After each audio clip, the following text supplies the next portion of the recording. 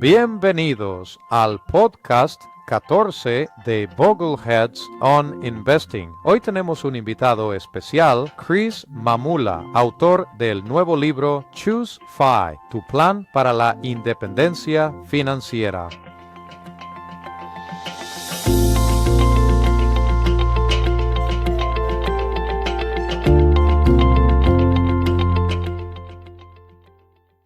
Mi nombre es Rick Ferry y soy el anfitrión de Bogleheads on Investing. Este podcast, al igual que todos los podcasts, es presentado por el Centro John C. Bogle para la Alfabetización Financiera, una corporación sin fines de lucro. Hoy me complace tener a Chris Mamula, uno de los autores de un nuevo libro llamado Choose FI, Your Blueprint to Financial Independence. Los otros coautores del libro fueron Brad Barrett y Jonathan Mendonza. Estos jóvenes han escrito un libro realmente fantástico, no solo para los jóvenes, todos deberíamos aprender de ellos. Me complace mucho tener hoy con nosotros a uno de los coautores de Choose FI, Your Blueprint to Financial Independence, Chris Mamula. Bienvenido, Chris. Gracias por invitarme y es un honor para mí estar aquí con tantas personas a quienes leo y sigo que he visto que han sido sus invitados anteriores, sin mencionar al señor Bogle mismo, así que es todo un honor. Bueno, tú mismo tienes una gran historia y quiero empezar por que nos hables de tus antecedentes y de cómo llegaste a escribir este libro, además de tu blog Can I Retire Yet? Y todo el gran trabajo que has aportado a la comunidad de independencia financiera. ¿Por qué no empiezas contándonos un poco sobre ti? Claro, me gradué con una maestría en fisioterapia en 2001 y bueno, tuve 20 años de educación formal desde el jardín de infantes hasta el grado 12, además de mi licenciatura y mi maestría, pero en todo ese tiempo nunca recibí educación financiera. Así que, como la mayoría, pasamos todo este tiempo aprendiendo a obtener habilidades para ganar dinero, pero nadie nos enseña realmente qué hacer con él. Tuve mucha suerte de que mis padres me inculcaran una especie de rechazo a las deudas, supongo que se podría decir, y así. Desde el primer día fui un gran ahorrador. Mi esposa tuvo una crianza similar a la mía, en el sentido de que no creció con mucho dinero, pero ella no tuvo esa base, así que tenía algo de deuda. Al casarnos, no queríamos hacerlo con deudas, y eso fue algo que hablamos juntos. Lo que acordamos hacer fue vivir solo de su salario y usar todo lo que yo ganaba para salir de deudas antes de casarnos, y eso funcionó muy bien, así que es algo que simplemente mantuvimos. Así que siempre vivimos de su sueldo y ahorramos el mío, así que tuvimos, y nuestras carreras crecieron en paralelo, así que básicamente tuvimos una tasa de ahorro del 50% toda nuestra vida, pero realmente no teníamos un plan porque no sabíamos lo que hacíamos. Y siempre acepté la idea de que invertir es complicado, así que invertimos con un asesor y realmente no hicimos ninguna investigación. Y yo acepté la idea de que la jubilación es a los 65 años y quizás una jubilación anticipada era a los 55 o 60 si tenías mucha suerte y hacías todo bien. Así que de nuevo no teníamos un plan para eso. Simplemente avanzamos a tientas por la vida hasta que alrededor de 2012, unos 10 años después de empezar, pensamos que no podíamos tener hijos. Bueno, mi esposa descubrió que estaba embarazada, así que me di cuenta de que debía tomarme las finanzas en serio y fue entonces cuando descubrí la jubilación anticipada, los blogs de FIRE, independencia financiera y jubilación anticipada, y realmente cambiaron mi vida. Y eso fue lo que me motivó a empezar a escribir sobre el tema. Chris, quiero entrar en el movimiento FIRE, F-I-R-I. ¿Qué significan esas siglas? ¿Cuándo empezó? ¿Cuál es la motivación detrás de la independencia financiera y jubilación temprana? ¿Y cuáles son los diferentes movimientos derivados de esto? ¿Puedes describirnos toda la cultura FIRE? Sí, claro. Empecemos con una definición. FIRE significa independencia financiera y jubilación temprana. Es un acrónimo pegadizo y simpático, pero creo que a mucha gente le echa para atrás porque se quedan atascados en lo de jubilarse pronto y la gente tiene sus propias ideas de lo que significa jubilarse. Así que, en cierto modo, intentamos alejarnos de eso y nos centramos realmente en la independencia financiera y no tanto en lo de jubilarse pronto. Creo que de lo que se trata es de alinear tus valores con tus gastos. El consejo típico es ahorrar entre el 10 y el 15% de tus ingresos y eso te pone en un camino donde te jubilarás a los 60 o 70 años. Y básicamente le dimos la vuelta a eso y dijimos, si puedes ahorrar mucho más que eso, puedes liberarte y ser financieramente independiente mucho antes en la vida. Y luego, si decides jubilarte, ciertamente puedes hacerlo, pero la mayoría de las personas que he conocido en este movimiento eligen seguir adelante y hacer cosas mejores y más grandes, cosas que se alinean más con lo que quieren hacer en lugar de lo que tienen que hacer para obtener ingresos. Y en cuanto al origen, supongo que tendría que darle el crédito a Vicki Robin, cuyo libro Su dinero o su vida se publicó a principios de los años 90 y fue muy popular en su momento, pero como la mayoría de los libros, cayó en el olvido. Ni siquiera ella sabía que muchos de los primeros blogueros de FIRE retomaron sus ideas y las convirtieron en este movimiento FIRE. Y las primeras influencias se veían todas igual, es como hombres blancos, ingenieros, muy enfocados quizás en hojas de cálculo, optimización y frugalidad. Así que cuando empecé a escribir en 2013, y honestamente encajaba en muchos de estos estereotipos porque soy un hombre blanco y era parte de los profesionales de altos ingresos y no teníamos hijos. Y luego, como dije, me puse serio una vez que tuvimos un hijo. Pero yo estaba en la industria de la salud y no sé nada de hojas de cálculo, no sabía nada de finanzas, así que era algo así como... en ese momento creo que yo era la diversidad, pero creo que gran parte de esa percepción inicial es lo que la gente sigue pensando, y es como algo monolítico, cuando en realidad ahora hay muchas historias diferentes.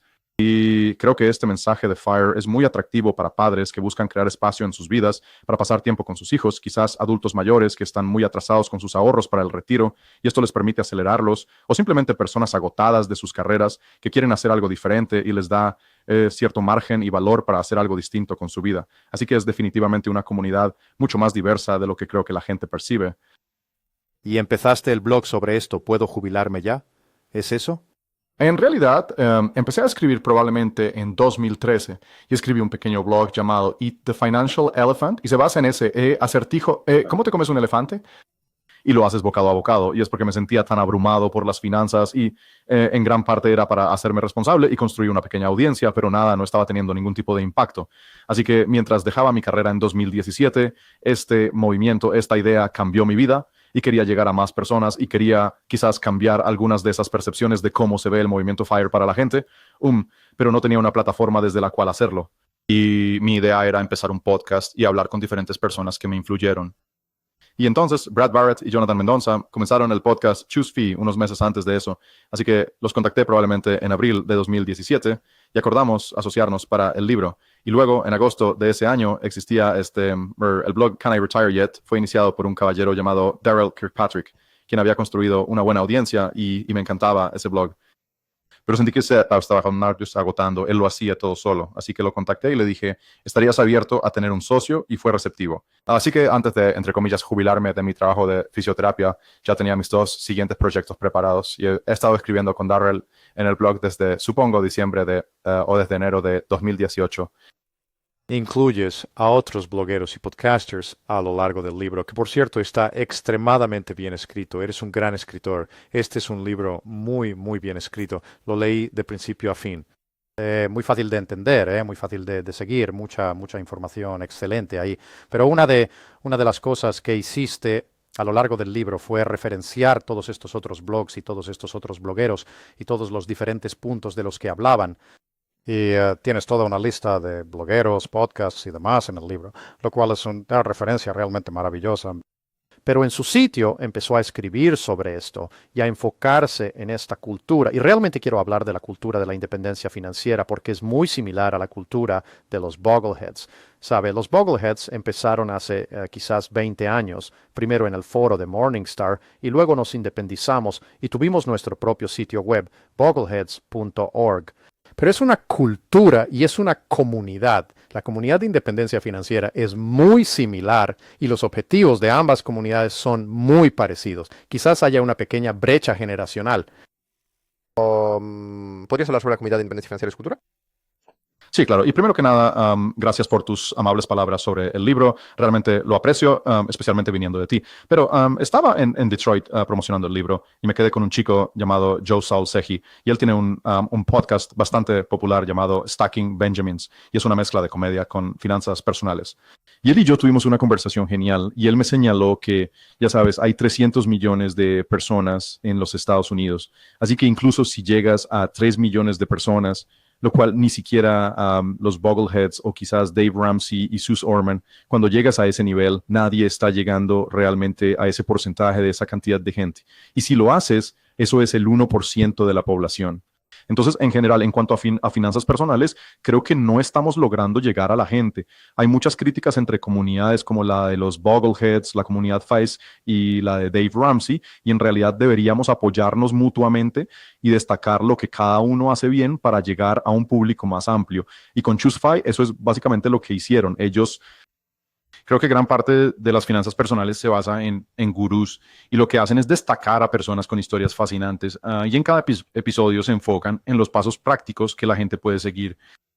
Y tratamos de aprovechar eso en el libro y decir, ya sabes, cómo podemos tomar las lecciones clave y ponerlas de una forma más organizada de lo que se puede en un podcast. Y apoyar a todos y elegir lo mejor de lo que cada uno hace en lugar de criticar y tratar de proteger tu pequeña parte del pastel. Realmente queremos hacer crecer el pastel y llegar a una audiencia mucho mayor.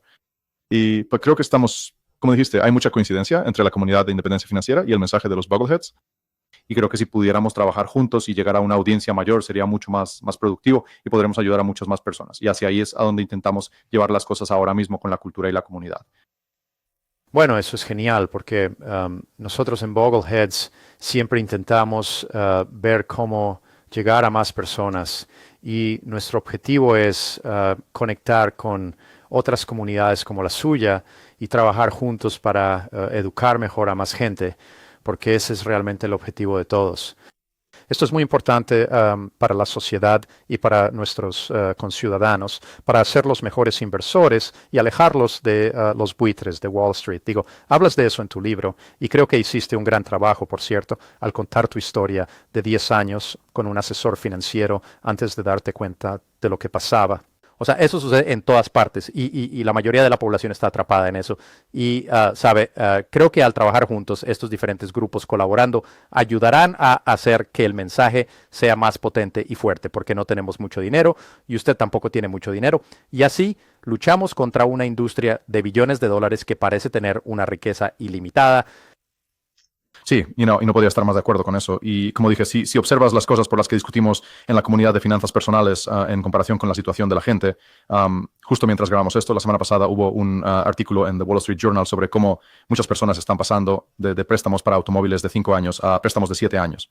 Y la tasa de ahorro promedio, quiero decir, sé que es algo que citamos en el libro, es como el 5% en toda la población. Así que, como dije, quiero decir, hay pequeñas cosas que cada uno de nosotros podría hacer mejor y podemos ayudarnos mutuamente a mejorar nuestros mensajes, absolutamente. Pero quiero decir, en general, creo que cuando realmente podríamos estar ayudando a las personas que simplemente se lo están perdiendo y no están viendo el panorama general, ¿sabes? No estamos compitiendo entre nosotros, estamos compitiendo contra, por ejemplo, las Kardashian y la NFL y las cosas en torno a las cuales la gente construye su vida mientras no tiene ni idea de qué es un índice de gastos ni nada por el estilo. Así que vamos a repasar el libro ahora.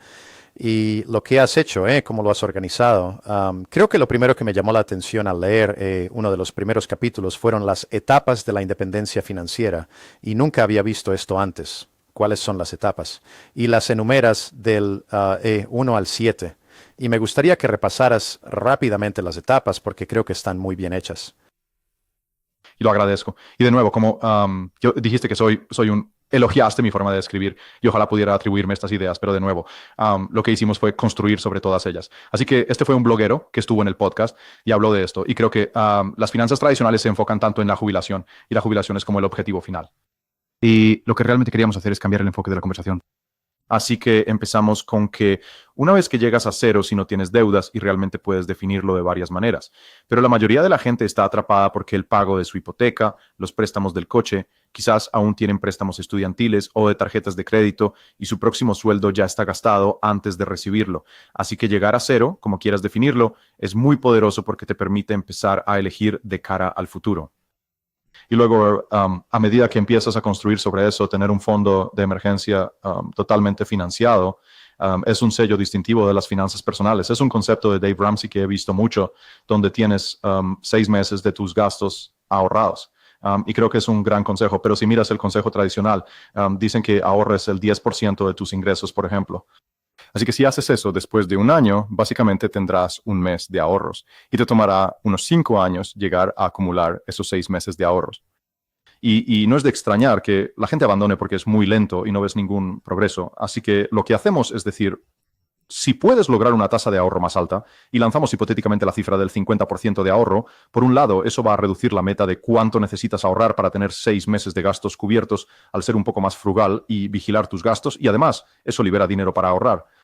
Si puedes ahorrar el 50%, ahora puedes tener un fondo de emergencia de 6 meses en solo 6 meses, en lugar de 5 o 6 años. Y eso cambia totalmente las reglas del juego y permite a las personas empezar a tener libertad y tranquilidad. Y simplemente vamos avanzando hasta que pasas por las fases hasta llegar finalmente a la independencia financiera total. Y luego incluso la independencia financiera con un margen es nuestro último nivel, donde tienes más de 30 veces tus gastos anuales y puedes retirarte con bastante seguridad en ese punto e incluso estar cómodo para quizás aumentar tus gastos, dependiendo de cómo vaya el mercado. Así que en realidad intentamos cambiar esa conversación de un todo o nada a una, donde tu poder crece y se construye a través de las fases. En el siguiente capítulo entras de lleno en que todo esto no trata realmente sobre el dinero, se trata de tener el camino correcto. El dinero es solo un facilitador de eso, así que el dinero es solo una herramienta y lo que realmente buscas antes incluso de buscar el dinero es una filosofía y hablas mucho sobre filosofía. Sí, el marco con el que yo escribí todo el libro es que tienes que aprender las reglas. Mencionaste brevemente mi mala experiencia con la industria financiera, pero creo que mucha gente entra y conoce las reglas. Saben que obtienes un título universitario para conseguir un buen trabajo y una vez que eso empieza, lo primero que haces es comprar una casa y determinar qué tan grande es la casa o cuánto gastas según tus ingresos y puedes gastar un porcentaje X y compras 2 autos y todos saben que los compras con préstamos y esto sigue y sigue, ahorras el 10% para poder jubilarte a los 65 años. Y ninguna de estas cosas son reglas. Así que por donde empezamos es que tienes que desaprender las reglas y simplemente superar todas estas cosas que la gente acepta a ciegas. Y realmente mucho de esto se trata de hacer mejores preguntas para obtener mejores respuestas. Y una vez que desaprendes las reglas, entramos en las reglas de cuál es la matemática detrás del ahorro, cuáles son las reglas que debes saber para invertir con sabiduría, cuáles son las reglas para aumentar tus ingresos y todas esas pequeñas palancas que puedes mover. Pero realmente creo que a menos que primero desaprendas las reglas y rompas esas cosas que la gente, entre comillas, sabe, realmente te va a costar mucho trabajo. A medida que avanzamos en el libro, usted tiene una sección llamada Convertirse en un estudiante por vida. Y yo la vi y dije, eso es perfecto, porque resulta que estoy escribiendo un libro ahora mismo. Y le daré el nombre y lo promocionaré egoístamente, pero no saldrá hasta dentro de un tiempo. Se llama Unos pocos buenos fondos, el genio de la inversión simple.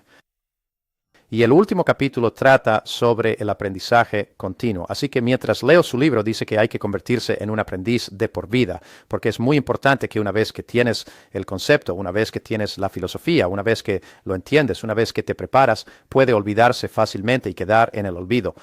Y lo segundo es, algo que realmente no solo te ayuda a ti, sino que ayuda a muchas otras personas. No es solo tu aprendizaje continuo, y llegas a esto en el libro muy rápido, es que una vez que lo aprendes, enséñalo a otros. Y enseñar a otros te ayuda a mantener el rumbo. Otra que fue fascinante, y de hecho yo incluía exactamente lo mismo. Así que mientras leía su libro vi tantas cosas que usted hizo un gran trabajo al resaltar. Sí, gracias. Y sí, es curioso porque y cuando hablo de mi pasado hace 5 o 6 años, no tenía ni idea, no sabía lo que era un fondo indexado. No estaba usando mi plan de retiro porque mi asesor dijo que tenía mejores inversiones para mí y me lo creí por completo. O sea, no tenía ni idea y ahora estoy escribiendo este libro que espero tenga un gran impacto y sea leído por mucha gente. Y es solo cuestión de que me di cuenta de que estaba cometiendo muchos errores y es fácil lamentarse y sentirse mal o enojarse. Pero lo que hice fue decir, bien, debo corregir el rumbo, seguir aprendiendo y hacerlo a un nivel más profundo. Y mientras hacía esto y veía el impacto que tenía en mi vida, sentí casi la obligación de compartirlo con los demás para que pudieran hacer lo mismo. Y en cierto modo creo que te da el síndrome del impostor de, ya sabes, ¿quién soy yo para estar cualificado para escribir un libro sobre finanzas personales e inversión? Y al mismo tiempo creo que soy la persona perfecta porque sé exactamente cómo piensan todas esas personas que realmente necesitan recibir este mensaje, porque estuve atrapado en ese patrón durante, como dije, 10 años antes de que finalmente empezara a cuestionar las cosas y a entenderlo. Así que sí, quiero decir, creo que eso es súper importante. Sí, lo que descubrimos es que, gran parte de esto sobre finanzas personales, inversión e impuestos, todo esto es rutinario, es decir, estas son las reglas y todo lo que haces es descifrar cómo unirlo todo, cómo conectarlo todo y luego escribir sobre ello. O sea, no estamos creando ninguna forma nueva de invertir en bienes raíces, ni estamos creando ninguna forma nueva de invertir en fondos indexados. Quiero decir, todo eso ya existe. No estamos tratando de recrear el código fiscal de ninguna manera. Todo está ahí fuera. Solo es cuestión de unirlo todo y mostrar cómo funciona todo en conjunto y explicárselo a la gente de una forma que sea fácil de entender. Así que yo no me atribuyo ningún mérito por nada de lo que he hecho en cuanto a fondos indexados y hablar de fondos cotizados y asignación de activos y todo eso, porque todo eso ya existe. Es solo la forma en que lo explicas y ser capaz de explicárselo a la gente para que lo entiendan. Así que, en cierto modo, ya sabes, enseñar a la gente cómo hacerlo. Y creo que ahí es donde realmente tienes un don y una habilidad especial para lograrlo, porque tu libro es muy bueno enseñando a la gente. Y de nuevo lo agradezco y mucho de eso es otra vez porque en realidad no soy yo. Quiero decir, sí, soy quien lo escribe, lo arma y lo organiza, pero hemos tomado a muchas personas que fueron muy generosas al compartir sus historias en el podcast con ellos y luego fueron generosas al permitirme tomar eso y unirlo y luego lo reempaquetamos de una manera que simplemente lo hace fácil de consumir.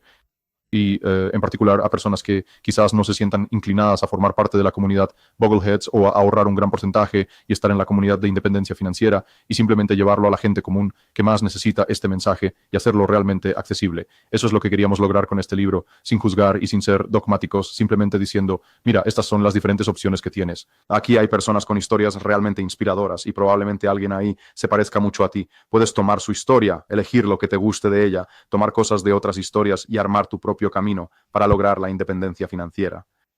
Sí, escribiste aquí que no tienes que adoptar la definición de éxito o fracaso de nadie más, pero para avanzar en el camino hacia la independencia financiera debes determinar qué valoras y luego empezar a gastar tu tiempo y dinero en consecuencia. Así que tú decides qué es importante para ti y luego comienzas ese camino.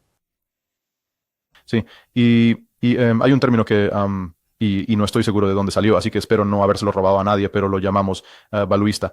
Y en lugar de decir que tienes que ser frugal o minimalista, no tienes que ser nada, pero sí tienes que descubrir qué valoras y luego hacer tus gastos reflejan eso. Y para mucha gente creo que si fueran muy honestos y lo analizaran, muchos dirían que no. Y si piensas que tienes que sufrir y sacrificarte, francamente ninguno de nosotros, incluyéndome, podrá ahorrar el 50% escatimando, y ahorrando lo haces eliminando las cosas que de todos modos no valoras y gastas el dinero en lo que sí valoras. Bueno, pero muchas de esas cosas que, de nuevo, la gente hace por reflejo, como comprar la casa más grande que pueden pagar o el mejor auto que pueden costear, quiero decir, si eso es lo que realmente valoras, entonces adelante, hazlo. Pero yo cuestiono cuántas personas son más felices por tener una casa más grande o un auto más lujoso. Y si no es así, entonces recórtalo, sé honesto y no temas hacer cambios. Hablas de las tres cosas principales, ya acabas de mencionarlas. Dices que la forma de lograr una alta tasa de ahorro es enfocarse en lo grande que puedes controlar, lo que consume gran parte del presupuesto, es decir, vivienda, transporte y comida. Y esas tres cosas juntas, si puedes controlar tus gastos de vivienda, si puedes controlar tus gastos de transporte, si puedes controlar tus gastos de comida, entonces puedes destinar más dinero al resultado final. Sí, y hablé un poco de cómo son mi esposa y yo simplemente acertamos en muchas de esas cosas por casualidad. No existía el movimiento FIRE en aquel entonces, así que simplemente nos topamos con ello. Por eso estábamos haciendo bien muchas de las cosas importantes. Y para nosotros fue realmente bastante fácil, porque si no, inflas tu estilo de vida y puedes vivir bastante cómodo. Y luego, como ya teníamos lo básico con la vivienda y los autos, estaba asegurado y pudimos inflar nuestro estilo de vida a medida que nuestras carreras crecían. Así que viajábamos más, hacíamos cosas más elegantes y comíamos en mejores restaurantes y cosas así. Pero como teníamos las cosas clave aseguradas y vivíamos muy por debajo de nuestras posibilidades, fue fácil.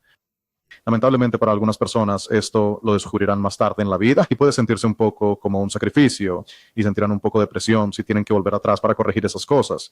Bueno, pero en realidad si no haces bien esas cosas de una forma u otra, ya sea empezando bien o volviendo atrás para hacer cambios, es muy difícil desarrollar esa tasa de ahorro, porque esas cosas, si miras los gastos de la persona promedio, representan un porcentaje tan grande que, bueno, si no haces bien esas cosas importantes, será muy difícil. Y otra de las cosas, por supuesto, que es importante para todos es pagar impuestos. Y he descubierto al hablar con la gente que en cuanto a inversiones y cómo configurar sus cuentas para que los activos correctos estén en las cuentas correctas y cómo estructurar todo, e incluso al hacer distribuciones o conversiones, Roth, quiero decir, todo el código fiscal y aprovecharlo al máximo para su beneficio, desde los ahorros hasta las distribuciones, y conocer todos los puntos de corte para cosas como Medicare. cargos para jubilados y demás, entender el código fiscal como inversor y aprovecharlo te da mucho más dinero que intentar elegir cualquier fondo mutuo de gestión activa que pueda tener un mejor rendimiento, que ni siquiera es comparable. Dedicas tu tiempo a los impuestos y tienes todo un capítulo, toda una sección aquí sobre aprovechar el código fiscal a tu favor. Y creo que fue un capítulo realmente bueno. Sí, y creo que ahí es donde el libro se pone divertido. Quiero decir, para algunos será bastante fácil, la vivienda, los autos y la comida, pero para otros será una verdadera lucha. Sin embargo, debes controlar eso para lograr la tasa de ahorro. Pero una vez que puedes hacer eso y son cosas muy simples, como simplemente usar tu cuenta de jubilación patrocinada por el trabajo, para muchas personas eso es lo más fácil y lo más importante que pueden hacer. Hacer cosas como aprender a ser un inversor de fondos indexados y recortar entre tus gastos puede verse como un sacrificio. Supongo, para la gente si dices que tienes que vivir en una casa más pequeña o conducir un coche menos lujoso. Pero quiero decir, personalmente nunca he conocido a nadie que dijera, vaya, mi vida sería mejor si pagara un poco más de impuestos o, ya sabes, si pudiera pagarle un poco más a mi asesor financiero. Así que esas cosas aportan mucho valor a tu vida y en realidad estás gastando y estamos hablando de mucho menos dinero. Por ejemplo, sé que en mi caso hablamos de algunos de los errores que cometí cuando me convertí en un inversor autodidacta y adopté la filosofía de los fondos indexados. Empecé a ahorrar unos $10,000 en impuestos y $10,000 en comisiones cada año, año tras año, y esas cosas no aportaban ningún valor a mi vida. Así que quiero decir, hablo de algo que es fácil de hacer porque hace que tu vida sea mejor y te vuelves más rico. Es una decisión obvia. Uno de los grandes gastos para los jóvenes, por supuesto, es ir a la universidad. Y usted dedica muchísimo tiempo a hablar de cosas como hackear la universidad y cómo pagarla. Y creo que toda la idea de hackear la universidad fue realmente única. No lo había oído antes. De nuevo, ya sabes, siempre se aprende algo leyendo el material de otros y toda la idea de hackear la universidad era realmente nueva para mí. ¿Podrías describirla? Sí, hablo mucho de mis errores, pero si hay algo que hice bien, mi esposa y yo, entre los dos, tenemos 6 títulos universitarios y lo logramos ella tenía teníamos, empezamos con unos $20,000 de deuda de su licenciatura y por lo demás lo hicimos todo sin ninguna deuda y ha sido un cambio radical comparado con la mayoría de la gente que vemos salir. Por ejemplo, el fisioterapeuta promedio al que asesoraba cuando trabajaba como fisioterapeuta salía con deudas de 6 cifras, así que es un cambio total y realmente creo que mucho de esto es, de nuevo, hablar de cuestionar las reglas. Creo que la mayoría piensa que para ir a la universidad y hacerlo sin deudas, tienes uno de 2 caminos. Tienes suerte y consigues una beca o tienes padres adinerados que pueden financiarte todo el camino. Lo que descubrimos es que creo muchas veces, ya sabes, si tienes un martillo, todo empieza a parecer un clavo. Y creo que la universidad, la deuda para financiar la universidad es tan fácil. Así que si limitas eso o lo eliminas por completo, hay muchas más opciones, desde trabajar mientras estudias hasta buscar diferentes becas, becas más pequeñas que la gente no solicita porque no cree que pueda obtenerlas, o ya sabes, hacer como cuando estás en la preparatoria, obtener algunos créditos que apliquen a tu título. Y la mayoría de las personas que analizamos usan todas estas y otras estrategias. Y si puedes hacerlo y consigues un poco aquí y un poco allá, puedes reducir drásticamente la deuda o eliminarla y salir sin deudas. Y eso cambia las reglas del juego por completo. Y es curioso que he recibido muchos comentarios positivos sobre ese capítulo. La verdad es que me encantó nuestra editora y ella, de hecho, eliminamos un par de capítulos e hicimos cambios importantes, pero ella nos recomendó quitar ese capítulo. Dijo, mucha gente escribe sobre eso. Y ese fue el único punto en el que me resistí y dejamos el capítulo porque creo que es muy importante.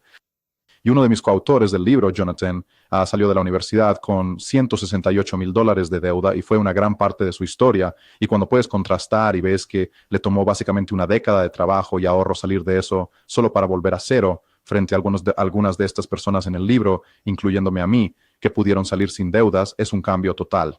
Así que sí, espero que podamos aportar a la conversación y en lugar de verlo como blanco o negro de que la universidad es buena o mala, creo que para mucha gente es muy valiosa, pero hay que abordarla de la manera correcta. Usted habló aquí un poco sobre hacer que la universidad valga la pena. En otras palabras, bueno, ya sabes, quieres maximizar el beneficio de tu título y minimizar el costo.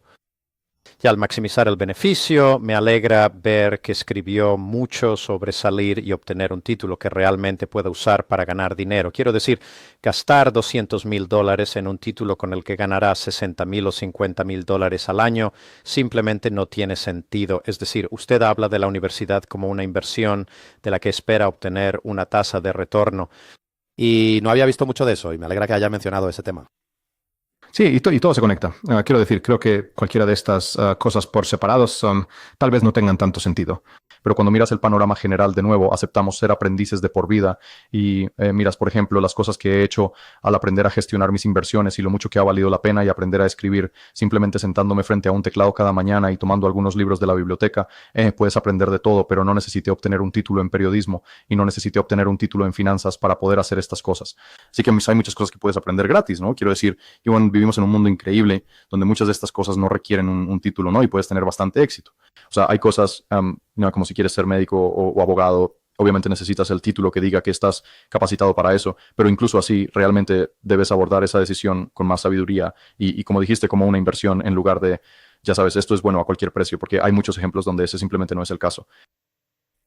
También diste consejos sobre qué hacer en el trabajo, y no me refiero a ahorrar en un plan de jubilación, sino a cómo gestionar tu carrera. E incluso había un pequeño capítulo sobre cómo gestionar a tu jefe, y empecé a leerlo diciendo gestionar a tu jefe. ¿De qué trata eso? Quizás podrías iluminarnos. Creo que mucha gente piensa que, ya sabes, puedes ir y trabajar duro y serás recompensado y tal vez lo seas y tal vez tengas suerte, pero muchas veces no es así. Si puedes aprender a aportar valor a cualquier situación en la que estés y aprender lo que tus empleadores valoran y luego cumplir e incluso superar esas expectativas. Y luego a veces esto puede parecer casi autopromoción o atribuirse demasiado crédito, pero ya sabes, tú eres tu propia marca. Si haces un trabajo excepcional, debes señalárselo a tu empleador y quizás programar revisiones periódicas para que estén al tanto de lo que haces y cómo aportas valor. Y de esa forma no se garantiza que te compensen por esos esfuerzos, pero al menos eres consciente. Y si no estás en esa empresa, entonces tienes algo objetivo para ir a un nuevo empleador y decir, mira, esto es lo que he logrado hacer. Y de nuevo, eso no es idea mía, eso fue del bloguero. Su blog se llama Easy Money. Él fue presidente de una empresa de $100 millones y este fue el marco de trabajo que presentó y nos pareció brillante. Y de nuevo, coincido en que es algo que no había visto en ningún lado y muchas de las cosas que mi esposa y yo hicimos en nuestra propia carrera y en nuestra propia casa, pero no lo había visto realmente plasmado por escrito en un solo lugar, así que al poder tomar las mejores ideas de todas estas personas y organizarlas en un libro, sí coincido en que eso añadió una cantidad tremenda de valor. Brian Tracy habló de invertir el 3% de tus ingresos en ti mismo para garantizar tu futuro. Al leerlo, dije, eso tiene mucho sentido. ¿Podrías profundizar un poco más en lo que dijo Brian? Creo que una de las cosas por las que se critica a la comunidad FIRE es por ser hiper ahorrativa, casi hasta el extremo, donde no queremos gastar dinero en nada. Y honestamente, probablemente haya algo de verdad en algunas personas de esta comunidad. Así que lo que realmente queríamos hacer es contraatacar un poco y decir que no se trata solo de recortar tus gastos, sino de cómo puedes gastar y cómo puedes invertir en ti mismo. Y bueno, algunas pequeñas cosas. Si usamos un ejemplo en el libro, creo de un tipo llamado Scott Trench, quien ahora creo es el presidente de Bigger Pockets, que es una plataforma de inversión inmobiliaria. Pero cuando era muy joven, tuvo la suerte de ser invitado a un grupo de expertos en bienes raíces y simplemente pensó, voy a invitar a almorzar a cada uno de estos tipos e intentar aprender de ellos, si se lo permitían. Y lo hicieron y eso le abrió grandes oportunidades, desde sentirse más cómodo para empezar a invertir en bienes raíces con competencia hasta finalmente llevarlo a la conexión que le consiguió su trabajo actual. Así que pequeñas cosas como pensar diferente e invertir en uno mismo, en lugar de intentar ahorrar cada centavo, realmente pueden sumar y cambiar tu vida a largo plazo.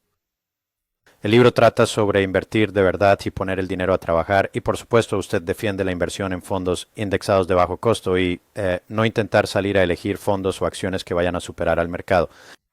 Una de las cosas sobre este capítulo, mientras lo leía, invertir en fondos indexados y entender la regla del 4%, a la que llegaremos en un minuto, fue que mientras lo leía había tanto ahí que simplemente fue como leer mi propia vida en muchos sentidos por todo lo que pasé, tratando de entender cuál debería ser la filosofía de inversión y ya sabes cómo funciona la indexación y por qué es mejor y luego desarrollar una estrategia y finalmente encontrar la disciplina. Quiero decir, lo tienes todo aquí, está todo aquí, hiciste un gran trabajo. La regla del 4%, sin embargo, es algo a lo que quería llegar ahora mismo, que es, ya sabes, esta idea de que podrías, al menos inicialmente, el estudio Trinity de hace unos años que decía, vaya, si retiras el 4% de tu dinero de la cuenta, entonces puedes hacerlo por el resto de tu vida y no quedarte sin dinero. Así que llega a un nivel en el que puedas retirar el 4%. Pero eso ha cambiado, recientemente. Digo, los números han cambiado, pero aún hablas de eso en el libro. En la comunidad FIRE creo que tal vez se nos critica por, digamos, simplificar demasiado las cosas, así que muchas veces definimos la independencia financiera como tener 25 veces tus gastos anuales, lo que significa que podrías gastar el 4%. Estoy de acuerdo en que esa no es una regla válida si te vas a jubilar en el sentido tradicional y empezar a retirar fondos, especialmente para quienes se jubilan pronto, que tienen un plazo potencial de 50 o 60 años frente al plazo de 30 años en el que se basó el estudio Trinity. Pero creo que es una gran regla para que la gente empiece. Creo que es una excelente forma de cambiar la mentalidad de la gente que piensa que para jubilarse hay que tener un porcentaje de lo que ganabas en tus años de mayores ingresos, y esto le da la vuelta a todo y nos hace empezar a centrarnos en cuánto gastas y cuál es el múltiplo de tus gastos, y creo que es un punto de partida mucho más sano y mejor. Luego tenemos a personas en la comunidad de independencia financiera, uno a quien destacamos en el libro y probablemente sea el más prominente es Carsten Jeske, quien escribe el blog Early Retirement Now y ha hecho toda una serie sobre tasas de retiro seguro, y es un trabajo simplemente genial. Pero creo que realmente te hace cambiar todo ese marco para empezar, y también hablamos, por ejemplo, de las comisiones de inversión, y si asumes que puedes retirar un 4% al año, hace que ese 1 o 2% que pagas anualmente en comisiones de inversión le dé, supongo, un contexto a eso. Cuando dices, ya sabes, si puedes retirar un 4% al año, pero pagas un 2% entre las comisiones de tu asesor y las de los fondos, eso realmente solo te deja un 2% para ti, y eso hace que ese 4% ponga todo en perspectiva. Hablas mucho en el libro sobre invertir en fondos indexados y mantener los costos bajos, mantener los impuestos bajos y demás. Y quiero leer algo que pusiste aquí porque es muy cierto, hablando de cómo Wall Street intenta hacer que todo sea complejo. Y he estado diciendo por mucho tiempo que si eres un asesor de inversiones o un corredor y complicas las cosas para tus clientes, tienes seguridad laboral, o crees que estás construyendo seguridad laboral porque ellos realmente no entienden lo que haces. Así que en cierto punto se rinden y dicen, oye, mira, tú eres el experto.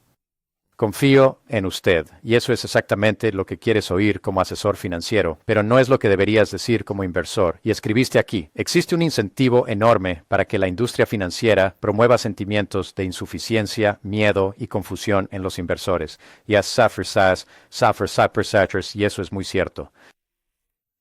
Y eso fue solo por experiencia propia. Lo viví durante, de nuevo, una década y me sentí tan abrumado.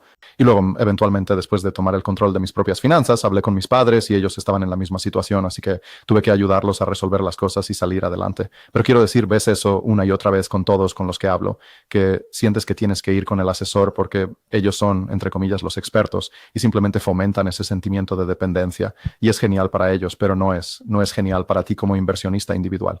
Así que, en cierto modo, todo vuelve a que simplemente tienes que aprender la regla. Muchos jóvenes ahora están recurriendo a, entre comillas, robo-asesores para invertir su dinero. Y hablo de Betterment y Wealthfront, y ahora mismo Vanguard. Escuchamos a través de un artículo en Investor News que lanzará un verdadero servicio automatizado solo en línea, y su comisión será superar a todos, por supuesto, porque eso es lo que hace Vanguard. ¿Qué opinas de estos servicios automatizados? ¿Son algo bueno para la gente o simplifican tanto las cosas que terminas dependiendo de ellos? Sí, o sea, no soy muy fan, simplemente porque no tengo problema en usar un asesor de cualquier tipo si aporta valor, pero personalmente no veo el valor añadido de un asesor automatizado. Creo que quizás lo que hacen es dar una falsa sensación de seguridad porque usan estos algoritmos que si los sigues te irá mejor, y francamente nadie sabe qué funcionará mejor a largo plazo.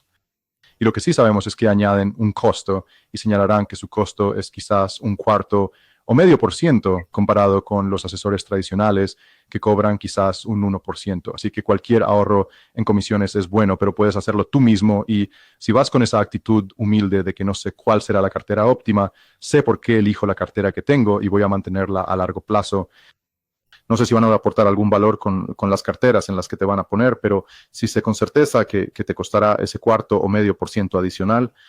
Y de nuevo, suena como una cifra pequeña, pero si lo miras con el concepto de la regla del 4% o, como dijimos, quizás no sea válida y sea una regla del 3%. Si pagas un cuarto o medio por ciento, es una parte sustancial de los ingresos de los que podrías vivir. Y de nuevo, si aporta valor, genial, pero no veo necesariamente un gran valor añadido en lo que ofrecen. Hay algunos asesores que señalan un estudio o un artículo de opinión de Vanguard que dice que los asesores pueden añadir hasta un 3% de alfa a una cartera. Lo llaman alfa del asesor.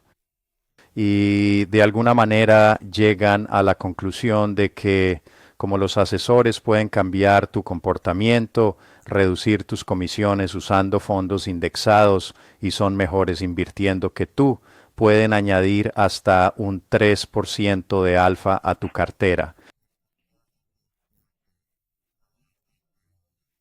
¿Qué opinas de eso? Bueno, cuando empecé a escribir, hablamos un poco de mis antecedentes y yo era muy dogmático en que todos debían ser inversores autodidactas. Pero al empezar a tratar con situaciones del mundo real, mis padres son un gran ejemplo, o los lectores que llaman o escriben al blog y me hacen estas preguntas, me di cuenta de que hay mucha complejidad en las situaciones de las personas. Así que creo que si tienes una situación compleja, tal vez recibiste malos consejos antes y necesitas salir de productos que no te convienen, o si tienes una circunstancia única como un hijo con necesidades especiales o algo así, hay escenarios en los que estoy seguro de que un asesor podría aportar valor. Y luego para otras personas simplemente se van a hacer las cosas sencillas que se requieren como el reequilibrio y cosas así. Así que quizás aporten algo de valor ahí. Pero 3% parece mucho y especialmente para la población general me cuesta creerlo. Es posible que los asesores añadan un 3% a un número minúsculo de personas, pero en general, al menos en mi práctica, y ahora solo trabajo con un modelo de asesoría por horas, las personas que veo están mucho más avanzadas que eso. Un buen asesor podría añadir quizás un cuarto de punto porcentual, pero no 3. Sí, especialmente sobre una base anual. Digo, eso es un montón de cambio. Así que una de las batallas que estoy librando es esta comisión del 1% sobre activos bajo gestión, donde si los asesores cobran una comisión del 1% a un cliente de $1 millón y 0.9 a uno de 2 millones y 0.8 a uno de 3 millones, termina siendo $10,000, $18,000, $24,000, prácticamente solo por gestionar una cartera sencilla de fondos indexados y tal vez también hacer algo de planificación financiera. ¿Y usted qué opina de ese debate? Alejándonos un poco del libro, pero en nuestro blog mucha gente nos escribe y ese es generalmente el consejo que damos. Que busquen a alguien que cobre solo por honorarios y que brinde asesoría por hora según sea necesario. Creo que eso les da la mejor oportunidad de tener la menor cantidad de conflictos de interés. Y luego recomendamos que busquen a alguien que sea un fiduciario, aunque entiendo que, ya saben, eso no garantiza nada, pero creo que les da una mejor oportunidad también. Y ese es el consejo general que damos. Pero creo que en general encontrar un buen asesoramiento financiero es muy difícil y creo que cualquiera que piense que puede delegar en alguien bajo cualquier modelo y no ser parte de esto, creo que simplemente se llevarán una gran decepción. Creo que hay tantos conflictos y es realmente difícil, así que tienes que involucrarte en el proceso. Creo que es un gran consejo. Quiero hablar de la gestión activa. Y aquí es donde creo que hiciste un trabajo fantástico en el libro, porque me abrió los ojos a una forma totalmente nueva de ver la gestión activa. Porque cuando empiezas a hablar de gestión activa en el libro, no hablas de invertir en fondos indexados frente a invertir en fondos de gestión activa. Describes la gestión activa como algo muy distinto a eso. Sí, quiero decir, creo que muchas veces cuando vas con un asesor financiero, ellos piensan en acciones y bonos porque así es como les pagan y creo que es extremadamente difícil superar al mercado invirtiendo en el mercado. Así que creo que si vas a invertir en acciones y bonos, probablemente deberías invertir en fondos indexados para la gran mayoría de las personas. Bueno, pero no creo que sea imposible superar al mercado invirtiendo fuera de él. Así que tal vez invertir en su propio negocio personal o en bienes raíces, donde tiene mucho más control entrar en un mercado pequeño donde tiene una ventaja competitiva, puede aportar su propio esfuerzo y puede utilizar el apalancamiento de una manera relativamente segura. Y creo que para mucha gente, si no puedes desarrollar una tasa de ahorro alta, como hablamos antes en la entrevista, pero aún quieres alcanzar la independencia financiera más rápido, de nuevo, vuelve a aprender las reglas y entender las matemáticas básicas. Invertir en fondos indexados quizás no te lleve a tu meta en el plazo que deseas, así que debes buscar otro camino. Por eso creo que invertir en tu propio negocio o en bienes raíces, ya sea por cuenta propia o combinándolo con fondos indexados, te dará una oportunidad realista de llegar a donde quieres ir. Y solo para aclarar, su versión de gestión activa es invertir en usted mismo, invertir en negocios que usted inicia, invertir directamente en bienes raíces.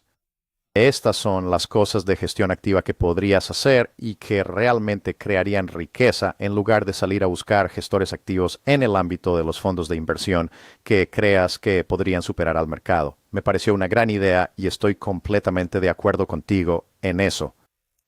Sí, y creo que eso vuelve a la forma en que lo planteamos. Creo que probablemente recibiremos críticas porque vuelve a esa definición de jubilación. Y nosotros, bueno, simplemente no nos importa esa definición de jubilación. Pero nosotros vemos esto como inversiones. Y algunos dirán, bueno, no estás realmente jubilado porque ahora eres emprendedor, no estás realmente jubilado porque eres un inversor inmobiliario y estás gestionando propiedades. Ciertamente hay algo de verdad en eso. Pero en resumen, estás construyendo el estilo de vida que quieres vivir en consonancia con tus valores. Así que si puedes trabajar un par de horas a la semana como inversionista de bienes raíces o en tu propio negocio que estableciste como empresa y no como un empleo del que puedes alejarte sin que el negocio cierre, yo lo vería como una inversión. Y bueno, la gente es libre de, bueno, podemos estar en desacuerdo sobre la terminología al respecto, pero creo que esa es la forma en que puedes obtener rendimientos extraordinarios por tu dinero en lugar de intentar jugar a la suerte asumiendo más riesgos de los que puedes tolerar o entrar en algún fondo de cobertura o con alguien que quiera cobrar comisiones enormes y prometa rendimientos extraordinarios. No creo que eso sea fiable para nadie y en particular para la gran mayoría de los inversores. Sin duda, mantengo lo dicho. Y quiero volver a algo que acabas de mencionar porque es una gran frase en el libro. Deshazte por completo de la idea de la jubilación y enfócate en construir vidas de las que no queramos jubilarnos. Creo que fue una gran frase. Es exactamente eso, ¿no? De eso se trata realmente este movimiento de independencia financiera. Se trata de esta idea arcaica de trabajar como esclavos hasta tener suficiente dinero para retirarse, si es que tu empleador te lo permite más adelante. Y aléjate de esa idea y enfócate en construir una vida, no solo un trabajo o una carrera, sino una vida de la que no quieras retirarte. Sí, y normalmente escribo en el sitio web, ¿puedo jubilarme ya? Y encontré ese blog porque literalmente me estaba haciendo esa pregunta. Para mí, todo giraba en torno a la jubilación y a escapar de esta carrera con la que no estaba satisfecho. Así que mi socio en el sitio, Derek Kirkpatrick, quiero decir, es un planificador muy inteligente y detallista, y al adentrarme en lo que implica una jubilación tradicional, lo que me di cuenta es que sí, me liberará de estas cosas que no me gustan, siendo la principal el tener mi tiempo dominado por un trabajo. Pero ahora esto va a introducir otro conjunto de tensiones donde, ya sabes, cuál es mi propósito diario, mientras que como fisioterapeuta iba todos los días a ayudar a la gente, así que cómo voy a replicar eso en mi vida cotidiana. Y hablamos de que éramos ahorradores porque disfrutábamos esa sensación de abundancia, y si estás retirando tus inversiones será una sensación de escasez totalmente distinta y cada día te estresas por el dinero cuando el dinero nunca fue una preocupación. Así que creo que mucha gente lo simplifica demasiado y piensa que la jubilación arreglará sus problemas y en realidad estás cambiando un demonio por otro. Así que ¿cómo lo abordo ahora? ¿Cómo puedo obtener lo que realmente quería de la jubilación? Para mí era pasar tiempo con mi hija pequeña, salir a buscar aventuras con mi esposa mientras ambos somos jóvenes y estamos sanos, y tener la libertad de dar un paso atrás y simplemente tener espacio en mi vida. ¿Cómo puedo crear eso sin todas las desventajas de la escasez que conlleva una jubilación tradicional? Y de eso es de lo que realmente se trata. Cuando llegaba al último capítulo, ya por la página 300 más o menos, terminé dibujando este pequeño diagrama. Es algo que podrías ver en la carretera, una señal que indica que puedes seguir recto o tomar el giro cerrado a la izquierda, y hay dos flechas, una flecha sigue recto y la otra hace el giro cerrado de 90 grados a la izquierda. Y yo dibujé eso en el libro y puse que el camino estándar era la línea recta, ¿verdad? Eso era trabajar hasta los 65 años y recibir el reloj de oro. Eso es lo que a todos, al menos a mi generación, nos enseñaron. Y en el giro a la izquierda, el cambio de rumbo, por así decirlo, que iba 90 grados hacia el otro lado, puse elegir la independencia financiera, porque para mí de eso se trata realmente. Es cambiar toda la dinámica de la ecuación. Es muy curioso que digas eso porque nosotros, estuvimos dudando sobre cómo titular el libro y estaba entre algo como sobre tu plan para la independencia financiera o una hoja de ruta hacia la independencia financiera. Y mi visión original de la portada era exactamente esa, como una señal de tráfico con una flecha que se divide en distintas direcciones. Eso es una observación muy astuta y divertida la que escribiste porque es exactamente el camino que íbamos a tomar. Una de las dos opciones que consideramos. Bueno, fue fácil dibujar esa figura porque es exactamente de lo que hablas en el libro, puedo verlo. Y francamente, cuando miro hacia atrás en mi propia vida, esto es lo que hice. No sabía bien lo que hacía, pero eso fue lo que hice. Tomé el giro a la izquierda. ¿Sabes? Comencé mi propio negocio a los 40 años porque no quería seguir trabajando en el mundo de la corretzare, donde ellos controlaban todo y controlaban mi destino. Quería hacerlo por mi cuenta y fue un gran riesgo. Sabes, mi hijo se me acercó en el segundo año del negocio, más estaba en su tercer año de preparatoria y se me acerca llorando y recuerdo que lloraba y le dije, ¿qué pasa? ¿Qué sucede? Entonces él dice, no puedo creer que dejaras ese trabajo tan bien pagado para empezar este negocio, ya sabes, en la sala de estar.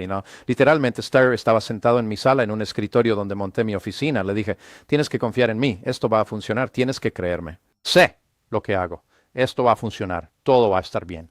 Y lo estuvo, ¿sabes? Pero es algo que da miedo bajarse de esa cinta, por así decirlo, la rueda de hámster y bajarse de verdad y tomar ese giro a la izquierda y elegir hacer algo diferente y elegir la independencia financiera de otra manera. ¿Va a funcionar? Sí, va a funcionar. ¿Sabes por qué? Porque tú harás que funcione. Por eso va a funcionar. Yo tuve exactamente esa experiencia. Mi papá empezó, él era emprendedor, era fotógrafo de periódicos y en todo sentido tuvo bastante éxito, pero simplemente lo odiaba, así que renunció y comenzó su propio negocio. Y fui testigo de las luchas de un emprendedor. Y una de las cosas, de nuevo, que hablamos sobre invertir en tu propio negocio y cómo estos conceptos se relacionan, creo que mucha gente no hace lo que tú hiciste o lo que hizo mi padre porque tienen miedo y es un miedo sano. Sí, de nuevo, necesitas ese próximo sueldo o vas a perder tu coche o tu casa. Pero al adoptar estos conceptos de los que hablamos antes en el libro, como reducir tus gastos básicos y crear un colchón para no vivir al día, aunque no seas financieramente independiente para jubilarte, si tienes 1 año, 5 años o 10 años de margen, ¿dónde está el riesgo en eso? O sea, tienes mucho tiempo para resolver las cosas y tomar el camino correcto y creo que esto animará a mucha gente a vivir la vida que desean en lugar de quedarse atrapados por el miedo y ese fue el mensaje principal, mucho más que cualquier cosa sobre la jubilación. Y hay toda una comunidad ahí fuera para apoyarte. Quiero decir, se llama la comunidad FI, que es de lo que trata este libro. Habla de esta comunidad de personas que están ahí para ayudarte y lo están. Pero yo fui a conferencias FinCon, que son conferencias de blogs y podcasts financieros.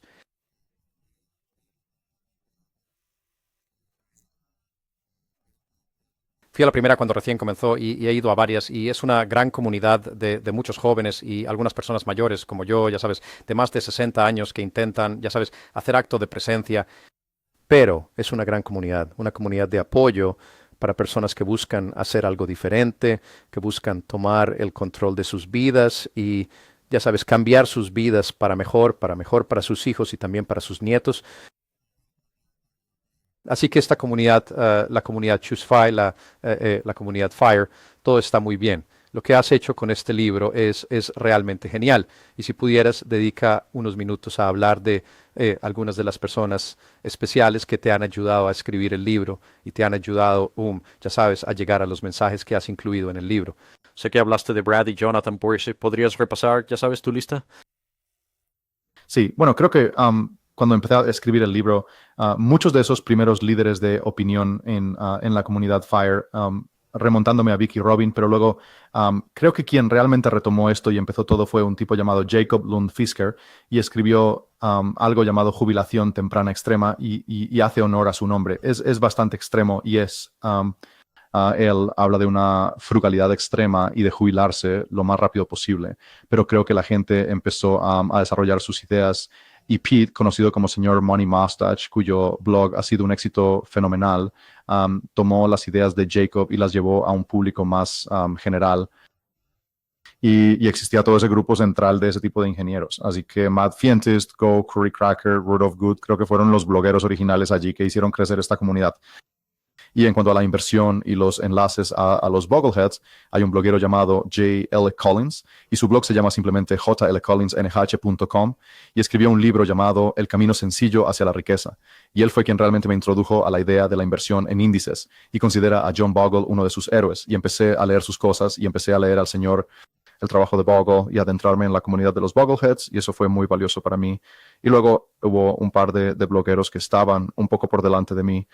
Todd Tresidder, que escribe en el blog Financial Mentor, y mi socio ahora en el blog Can I Retire Yet, Darrell Kirkpatrick. Y creo que mucha gente quizás ni siquiera los considera parte de la comunidad FIRE porque son un poco mayores y están un poco más avanzados. Pero Todd fue realmente la primera persona a la que escuché hablar de que, ya sabes, no se trata de la jubilación y si tú, él lo llamó el circuito a pro ocio, donde quizás vas a salir y, bueno, lo que sea para ti, hacer senderismo, esquiar, viajar y, ya sabes, será genial por 6 meses, pero luego te aburrirás y ¿qué harás después? Para Darrell, mi socio ahora, él era más equilibrado y no tan extremo ni obsesionado con la optimización y la frugalidad, sino más bien con lo que realmente te importa y cómo lo diseñas. Así que todas esas personas y muchas, muchas más que han venido después y aportado sus propias historias han contribuido realmente al libro. Y cuando empecé a escribir pensé que esa era la historia, pensé que ese era el libro, así que todas esas personas fueron tremendamente influyentes en mi camino y en reunir ese mensaje en el libro. Sus dos autores, Brad y Jonathan, tienen un podcast llamado Choose FI que ha sido extremadamente exitoso y mucha de la información del libro proviene de esos podcasts. Han hecho un gran trabajo al incluir muchas voces y al principio pensé que el libro realmente trataba de reunir a estos líderes de opinión originales y sus ideas, pero lo que Brad y Jonathan han hecho muy bien es incorporar muchas voces y perspectivas diferentes, aprendiendo de muchas personas distintas. Y luego, otra cosa aún más importante que crear el podcast es que realmente han construido una comunidad. Cuando yo empezaba, hablábamos de que yo ahorraba el 50% y sabía que quería algo distinto, pero no sabía cómo encontrar a otras personas en un camino similar. Y lo que han hecho es crear primero una comunidad en Facebook, y ahora se ha convertido en estas comunidades locales de Choose FI. Yo estoy en el área de Salt Lake City y cada mes nos reunimos. Es una comunidad de personas con ideas afines que se apoyan y aprenden unas de otras. Y eso es muy valioso cuando intentas hacer algo tan distinto a lo que ves a diario. Y creo que es tremendamente transformador tener ese grupo de apoyo. Y la gente puede encontrarlos donde sea que estén en el país y como construirlo en lo que tú quieras que sea. Y tener un lugar donde la gente pueda ir y reunirse a nivel local y apoyarse mutuamente es fenomenal. El libro se titula Choose FI, tu plan para la independencia financiera. Chris, Brad y Jonathan hicieron un trabajo fantástico con este libro, lo recomiendo mucho para todos, aprendí muchísimo y he estado en esto por un tiempo y he leído muchos libros y ya sabes, a veces cuando tomas un libro piensas que vas a leer lo mismo de siempre una y otra vez. Te digo, aprendí muchísimo de tu libro, Chris, y realmente aprecio que estés en el programa. Realmente agradezco que me hayas invitado y eso significa mucho viniendo de ti, así que me siento muy honrado de escuchar eso. Aquí concluye el 14º episodio de Bogleheads on Investing. Soy su anfitrión, Rick Ferri. Acompáñenos cada mes para escuchar a un nuevo invitado especial. Mientras tanto, visiten bogleheads.org y la wiki de Bogleheads. Participen en el foro y ayuden a otros a encontrarlo. Gracias por escuchar.